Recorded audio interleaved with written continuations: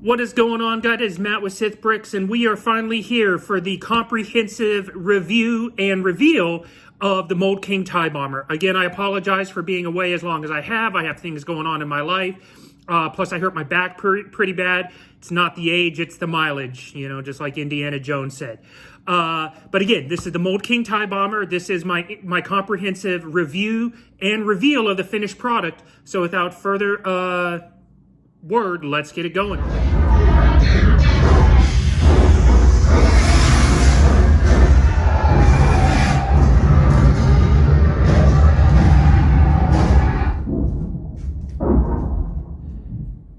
All right, guys, I hope you really enjoyed that. It's usually shorter than most of I have, but let's be honest, that's pretty much the best scene for a TIE Bomber reveal.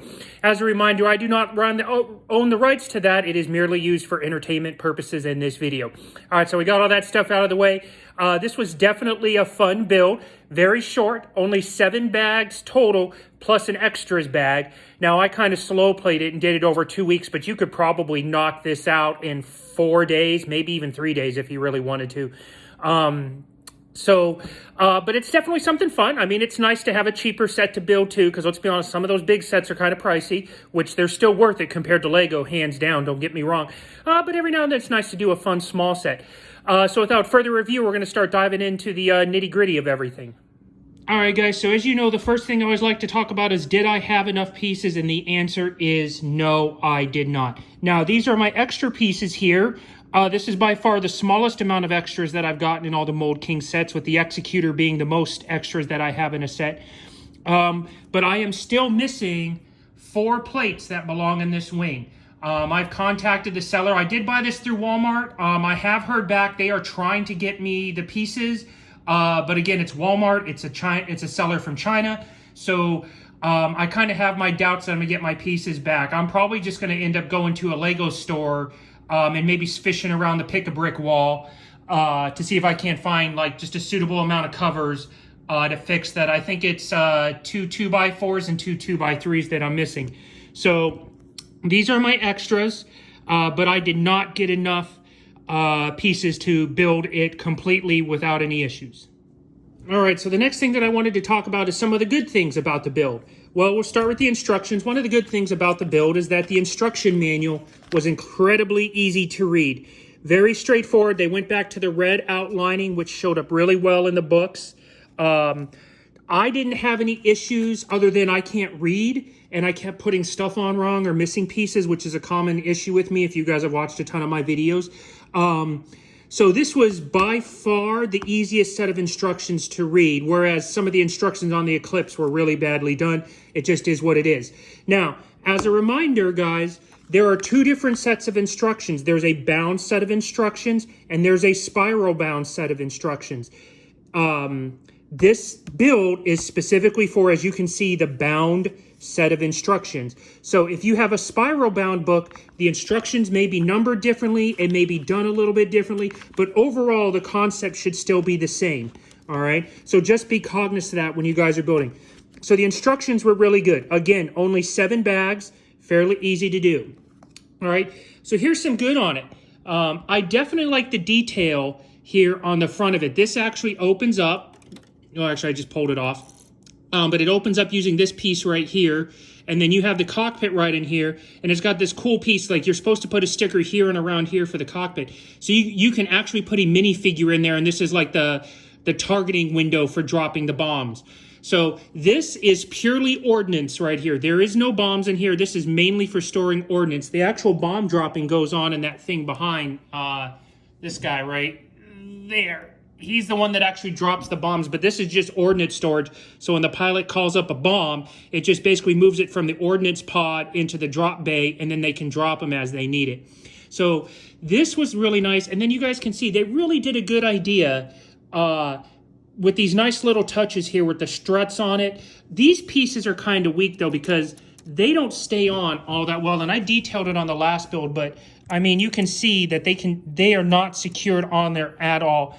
Maybe eventually I'll get like that connector, like that 2-circle connector piece, and I can snap in there to lock that into place. But when you look at it, overall, the details of it are really, really nice.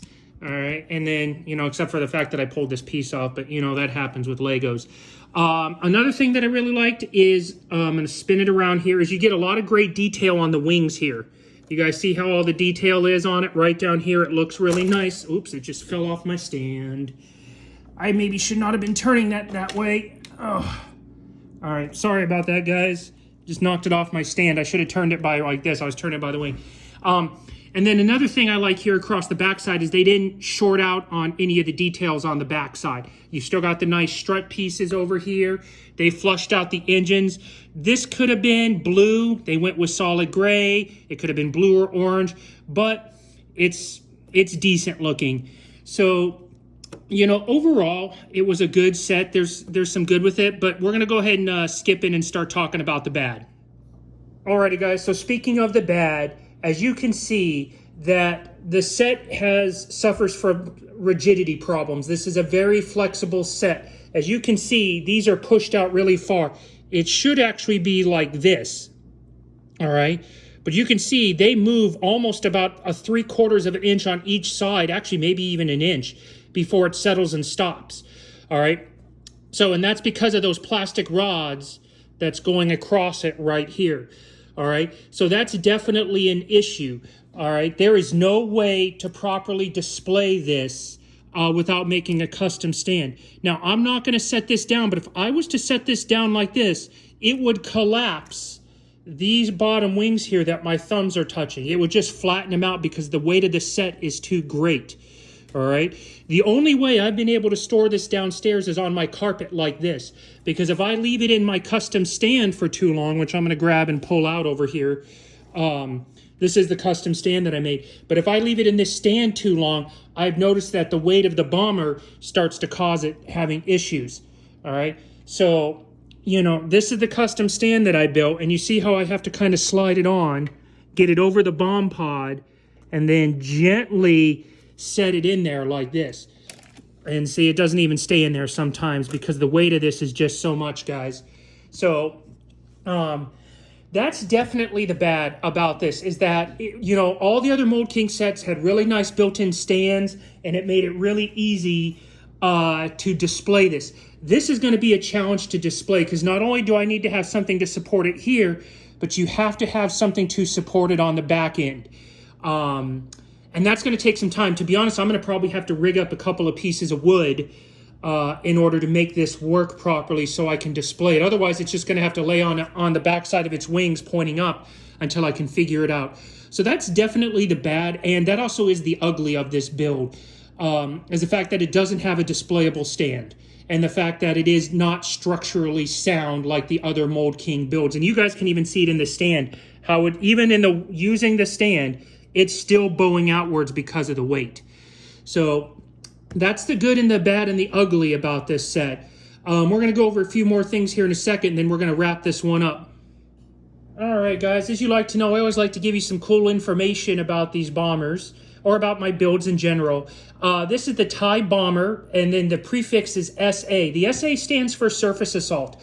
This is a heavy-duty, it's very slow-moving bomber.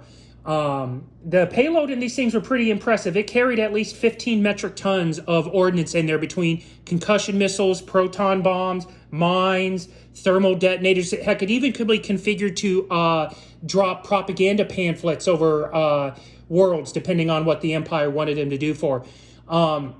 This was also one of the only bombers here that actually had life support inside of the cockpit. So that means that the bomber pilots actually didn't have to wear spacesuits. However, they wore them anyway, just in case they had to eject, which they could, which is another rare thing. Most TIE fighters didn't have an ejection seat. You were going down with it. So this one was unique in its own way. Now, initially, these were called, years ago, probably like 20, 25 years ago, these were originally called Scimitar-class assault bombers. Later on, these would be redefined as TIE SA for surface assault bombers. The Scimitar-class assault bomber, which a lot of people have seen in Star Wars Rebels and whatnot, just has one long pod in it, and it also has lasers in front of it, so it could not only defend itself, but it could also drop bombs out the back as it was going. This did not have lasers in it. The original SA models did. Now, later variants did, but the original SA model, they didn't have lasers like traditional TIE fighters, but they could shoot concussion missiles from their payload if they had enough distance to shoot them down. Star Destroyers carried 12 squadrons of TIE bombers in it. All right, so a squadron is just like a platoon. You have 13 aircraft. So was it 12 times 13? That's a lot of bombers inside of a Star Destroyer. All right.